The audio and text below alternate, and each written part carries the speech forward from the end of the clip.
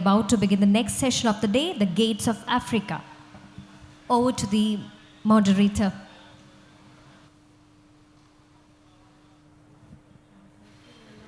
Hello. So good morning, everyone, and welcome to hot, humid Kozhikode, an appropriate setting for talking about Anthony Sattin's book. A lot about travelers who travel through such circumstances, so we've created the right ambience for talking about travelers at the heart of Africa. So we had a brief introduction to Anthony Sattin, and for me it's a great delight to meet him finally after having read his book. One of the things that the presenter did not mention is that Anthony did a course in creative writing at the University of East Anglia, and as most of you know, with Malcolm Bradbury in charge, it's been the nursery of some of the greatest writers in England, including Kazuo Ishiguro and Ian McEwan and so on. So it's a great pleasure to have you here, an alumnus, so to speak. Are you to switch it on? You're to switch it on. Hello. Great pleasure to be here. Thank you so much. And wonderful to be on the beach. I was speaking with Anthony before the session began, and he said he's very reluctant to speak in public. In fact, he refused to do so until the age of 40. So I'm glad he's crossed 40 and he's available for us to have a conversation. So the book we are going to be talking about to begin with is this book here, The Gates of Africa, Death, Discovery, and the Search for Timbuktu. Anthony will be speaking later at the festival about his most recent work, Nomads. So in a sense, this is a kind of preview of his work. So one of the things that Anthony does is to write in that great tradition of British travel writers, the latest of whom is William Dalrymple. But before that, you have Wilfred Thesiger, you have people like Eric Newby, a whole range of writers who risked life and limb traveling in distant parts. But the thing that Anthony brings to his writing is a deep archival engagement. So as a historian, I'm enormously pleased when I read his work because he has an eye for piquant details and so on. So Anthony, perhaps you could begin by talking about the first book, which is really about the search for Timbuktu. I mean, we are used to the word Timbuktu as a distant, faraway place. Nobody's ever been there. So this is about the search for Timbuktu, inaugurated in the 18th century by Joseph Banks and the Africa Association. So in part, it's a biography of the Africa Association as well. And he talks about numerous travelers who went and suffered inglorious fates, dying in the desert, strangled with scarves with their heads cut off, drowning at the bottom of a river like Mungo Park and so on. And finally, we get to this one figure whom we shall talk about, Jean-Louis Burckhardt. So can you tell us something about how you came to write this book and why the book became, in many senses, a preface to Burckhardt? Yes. Well, Joseph Banks is the key figure in this book. Sir Joseph Banks. He was a bit like, Elon Musk might have turned out. He was one of the wealthiest people in the world. He'd inherited a huge fortune. He'd paid for Captain Cook to go around the world, and he went around the world with him. He was devoting his life to science, and particularly to botany. He collected plants all over the world.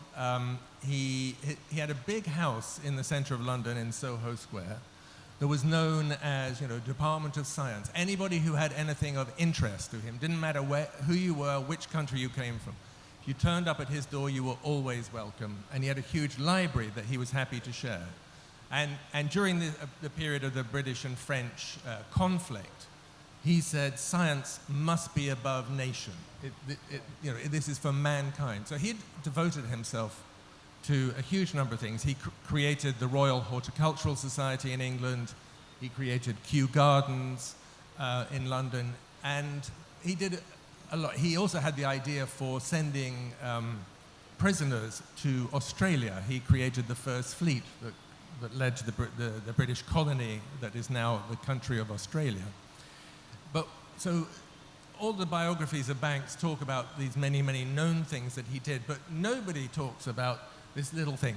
In the summer of 1788, Joseph Banks and a dozen of his friends are sitting in a pub in Pall Mall in London, and they're talking about how a slur on the Age of Enlightenment, they know less about the interior of Africa than the Romans did. And they said, we must do something about this. And so they each put down 5 guineas, which is like, you could feed a family for a year off that, to encourage exploration. And within 2 weeks, they have 2 remarkable people going to Africa. And one is sent to Tripoli in Libya and told to head south until he hit green. The other was supposed to be going to Sudan and told to go due west until he hit the Atlantic. Literally, it's impossible for us to imagine how difficult it was at that time. There was no Google. There's literally no map. The coast of the continent of Africa was mapped, but the interior, there was literally nothing. It's completely blank. And those first 2 journeys go very badly. You mentioned that an awful lot of people die on this. But the first one, the man who's sent to Tripoli had been the British consul in Tripoli. So you'd imagine he knew what he was getting himself into. But he goes for 2 days into the desert, turns back and goes back to London and says, I'm not doing that. I'm going to die. And the other one, who was a great American traveler called Ledyard, had set himself the task of becoming the first person to walk around the world. And he'd walked across North America. He'd walked the whole way across Europe to the east of Russia. And when he got captured by Catherine the Great's police and marched back into the middle of, to Western Europe. And he's got no money, and he's heard that Joseph Banks is looking for travelers. So he goes and introduces himself. And Banks said, you can walk across Africa. So he's supposed to be going to Sudan, but he gets to Cairo and he gets dysentery, as many people do, and he poisons himself trying to cure himself and dies. So that's the first 2. But this project goes on from 1788 to 1830. They're still sending people. And you say, well, why? And on the one hand, it's a pure enlightenment project. These travelers, one after the other, sent out, are being sent out with a whole load of questions. And they fixed on Timbuktu. This is important, because on the same week that these friends meet in London, Joseph Banks and his friends, there's been a debate in the British Parliament about the morality of sending slaves across the Atlantic. So in this group of supporters, there are some of the famous anti-slave people. There's William Wilberforce becomes a supporter. There's the Hoare family of now the Hoare's Bank, who were major funders of the abolitionist movement. But they're not expecting to be able to completely shut down trade, because they recognize that the value of trade between the UK shipping things to West Africa, cloth, guns, and other things, that are then sold for slaves, who are then shipped to the West Indies, and then from the West Indies comes back sugar into the UK. This is a sizable proportion of the UK GDP in the end of the 18th century. You're never going to persuade people to give this up. So what have they got in West Africa that we could replace with slaves with? And they fix on gold, right, and they fix on Timbuktu. Yes, and actually the story is interesting, because I learned at least one way of not curing a stomach disorder, which is to drink diluted sulfuric acid. One of the gentlemen in the book dies of not diluting it sufficiently. So, but one of the things that I wanted to ask you about this book is that while this is before empire, right? But in many senses, a lot of these travels are happening alongside the slave trade, as it were. Joseph Banks is very much against slavery, but a lot of these travelers actually are helped by slave traders on the journey. That's just a fact I want to put up. And I also want to ask you that this book was written in 2003, right? That's 20 years ago, when I was a young man with hair on my head. So would you write the book differently were you to write it now, given all these debates about empire, slavery, the fact that we're talking about a small clique of gentlemen and white gentlemen and so on and so forth? That's a really good question. I have to say, I hadn't looked at the book for quite a long time. It was published in 2003. I started it 25 years ago. And I was wondering how it was going to read in the light of post-colonialism and the current conversations about white men in Africa. And so I picked it up with some trepidation, but I think actually I was aware at the time, obviously, we'd already had Edward Said and Orientalism, and you don't have to be too bright and too questioning to understand that terrible things followed on from these voyages of discovery or exploration that Banks's people were engaged in. And actually in the book I chart the shift because it starts out as an enlightenment project. They want to know what people eat, how do they pray, when they go to sleep, what do they put their head on? I mean, it's literally their explorers are sent out, or their travelers are sent out with hundreds of questions about how life is in West Africa. And it starts out as a commercial thing. As I said, what can we replace slavery with? Well, if there's gold, that will do fine. We could sell our British produce for gold, and we can ship the gold to West Indies, and we can bring back sugar, and therefore not disrupt the important trade. But from 1799, so 11 years into this project, 1798, Napoleon Bonaparte invades Egypt. And from that moment onward, there is a struggle between the French and the British for control of all the world, in fact. The British very quickly push the French out of Egypt. Famously, Lord Nelson defeats the French fleet and becomes Lord Nelson of the Nile. And Napoleon abandons his army in Egypt. But in 1802, 1803, the French are beginning to show more interest in West Africa.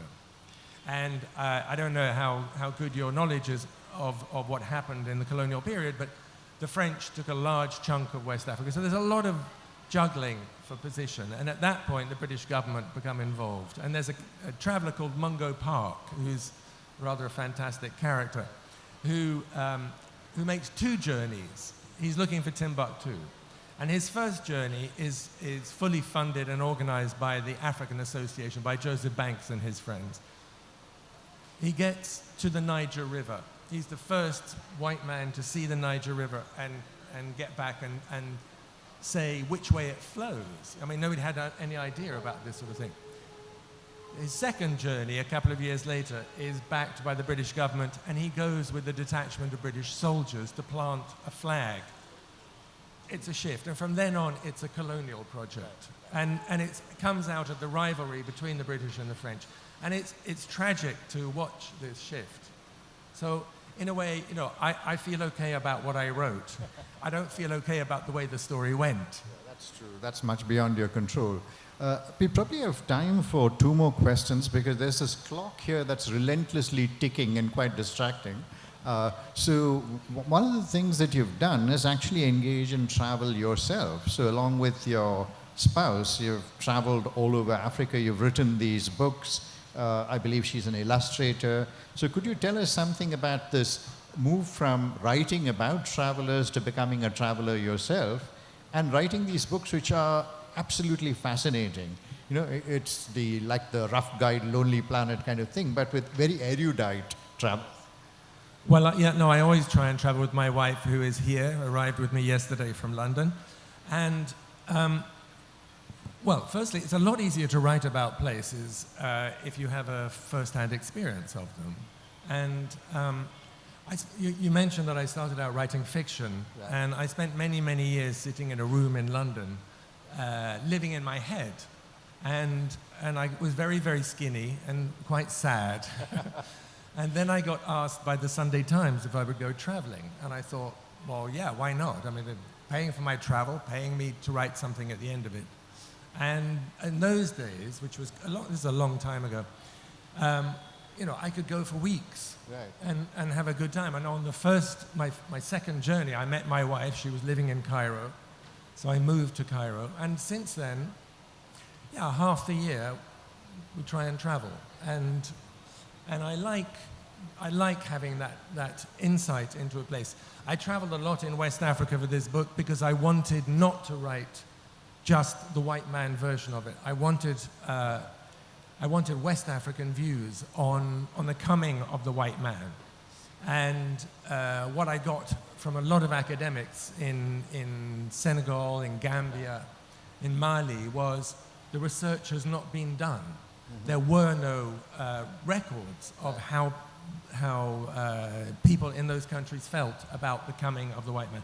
Since then, there has been research done, because a lot of this is still preserved in oral tradition. And so if I wrote this book now, it would be different in that I would have more of a handle on how people responded. Right. I've had to imagine it. No, but as a traveler yourself, are there tales that you would like to tell? You know, it's a bit like Anthony Bourdain travels all over the world, swallows live octopuses and so on and so forth. So as a traveler yourself, I mean, is there anything, any story that you'd like to tell us of daring do or near-death experiences and so on? Yeah, there's lots, but I've never felt the need to put it in the book, because I don't think that it's the only thing that I would add of myself in a book is something that I can't find from a historical character. So if there's a particular moment, I mean, you know, lots of extraordinary things happened when I was traveling for this book. There was a wonderful West African musician called Ali Farka Touré, who lived in a place called Niafonke. He's no longer alive. So when I was going on a boat along the Niger River, and I got to Niafonke, so I got out and I went to see him, and I was very welcome.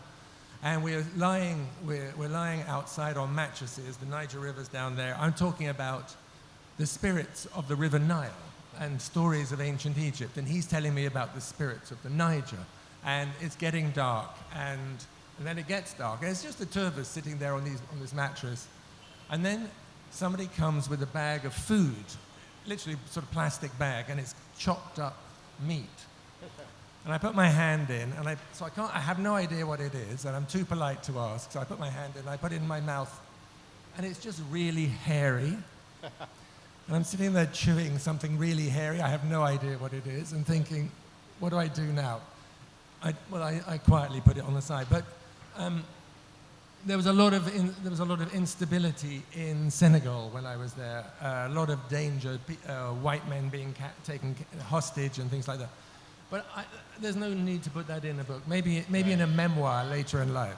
But in the interests of narrative closure, what was that hairy meat that you put into your mouth? I have no idea. You still I still don't know. Much too polite to ask. A dear relative of Ali Farka Touré, perhaps. Yeah, no. Yeah. But we'll probably have one last question. You see, actually, Anthony is here to speak about his most recent book, published in 2022, which is titled Nomads. And it's a kind of, in one sense, there is a narrative arc here from the elite group of gentlemen who commission travelers to speaking about migration and travel as a fundamental fact of human existence. We're all travelers. And you think about the average Malayali is not in Kerala, he's in Dubai, he's in the US, all over the place. And if you think about what happened in 2015 and 2016, you had all the Syrians and North Africans walking across water into Europe. So we are now in an age of heroic travel of another kind, right? These are subaltern travelers who are forced to travel. Nobody is asking them to travel, but they're required to travel. So in one sense, do you see Nomads as kind of bookending some of your writings? Yes, well, one of the characters who led me to the Nomads book is in here as well, and has in fact been in every book that I've written, I think, and that's Jean-Louis Burckhardt, who you mentioned in your introduction, who there's only been one biography of him, a not particularly good one, in the 1960s. I will at some point write one about him, but I mentioned that there had been this 1960 book to my then publisher when I was thinking about writing The Gates of Africa, and instead of commissioning mine, he put the old one back in print. So that's what led me to this. But Burckhardt was the first European to write convincingly about Bedouin, for instance. He wrote 2 volumes about his travels with with the Bedouin, who were completely unknown in Europe at that time. And I will be talking much more about nomads on Sunday. We have a full hour. I hope you'll all come to it, because it's a very big topic. It's 11,500 years of history I cover in that book. So I'll just leave that like that for now.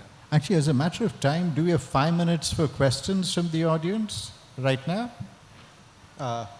Could I ask the organizers? Yes, we do, actually. Do we have any questions?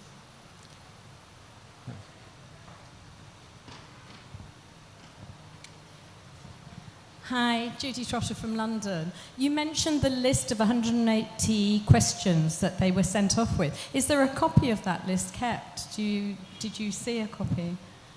Yes. The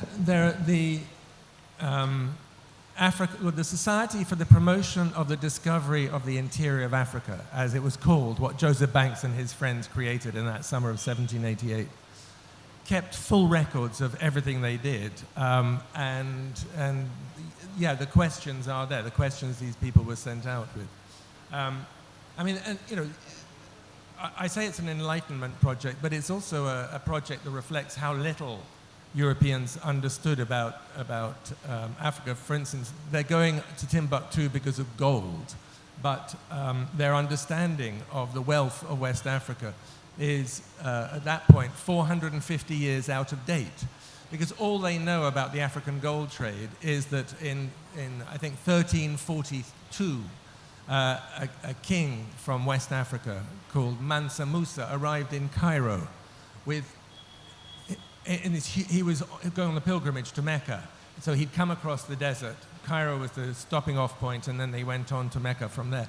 But he arrived with so much gold, his servants were weighed down with it. And they were royally fleeced by the Cairenes, who exchanged their gold for very, very little. Because to people in Mali at that time, there was so much gold it had very little value. But the value of gold, the gold standard, collapses for 25 years because they've literally flooded the market in Cairo with gold. So it's this that Joseph Banks and his friends, this story from 1341, know in 1788. They know that there's this huge, people walk around with ingots of gold in their pocket. Well, by 1788, it's all gone. They don't anymore. Yeah, actually, and the interesting thing is that there were a lot of these myths that motivated travel. So the search for El Dorado, which you mentioned. There's also the fact that after the Crusades, there was the belief that there was the good King Prester John, who ruled in some part of the world, a good Christian king, which is what propels Vasco da Gama's voyage all the way to Kerala in 1498. And when he lands here, he lands up at a small Bhagavati shrine. The Bhagavati is black in color. He confuses her with the Black Madonna because he thinks he's coming to a Christian space. So one of the things that is there in this book is the desire for knowledge, the desire for more accurate knowledge, but also that swirl within which knowledge, myth, ignorance are a blend, right? Yes, yeah, exactly. I mean, they think they know, sitting in their tavern in 1788, that there's this great kingdom in West Africa. And they're thinking, well, one of the things they say is, well, what happened to the ancient Egyptians? Maybe they went south and west. Maybe that's, this great kingdom in West Africa is actually ancient Egypt living on. And interestingly, there is a connection between Dogon culture in Mali and ancient Egypt, but I don't think that's what they were talking about. No, it's a reflection of the complete lack of knowledge they had. And as I said before, it's so difficult for us to imagine this today. You want to know anything about anywhere in the world, you pick up your phone and you Google it. There's a map, you can get a view of it. And in a way, Google has robbed us of the sense of wonder that we can have about places. Absolutely. Are there any more questions from the audience? Yes, there's one there. A lady in front seat, please. Hi, this is Tripti Pandey from Jaipur. I have to ask you about the world of travel writing in the world of social media influencers. Where are they exploring? Where are they feeling? Where are they communicating? Is it all about selfie, another little clip, and some joke, some song? Where is the world of travel writing going to go? Social media and travel, and how people travel to project themselves. Yeah, well, my sons say that had I been born 20 years later, I'd be a social media star. I would be, I'd be on TikTok. When I started out to be writing for the Sunday Times was a really big thing. Well, some people still get the Sunday Times, but the first travel story I ever did for the Sunday Times, they ran it was a broadsheet at that time, and they ran a 3/4 page picture of me on the front. And I walked down the street, and everybody said, "Hey, I saw you in the Sunday Times." It's not like that anymore, but social media, it is exactly like that now. So you go somewhere, or if I had a following on Instagram or TikTok or whatever, I would be posting from here, and if I had 1 million followers, then some of them would be coming here afterwards, and it would, it's a new way of influence. But it's not something I particularly understand, and I'm not too interested in it. I already spend too much time on my phone, so not for me. Actually, the English essayist Alain de Botton, he has a book on travel in which he writes about this Frenchman who decides to travel around his apartment, observing very minutely every detail. And I think that some of us like to travel, some of us like to project oneself through travel to show that one has been to the Great Wall of China and so on. But I'm absolutely glad that there is somebody like Anthony Sattin who does the traveling for us and writes about it in exquisite prose with an eye for detail and the kind of historical depth that would please any historian.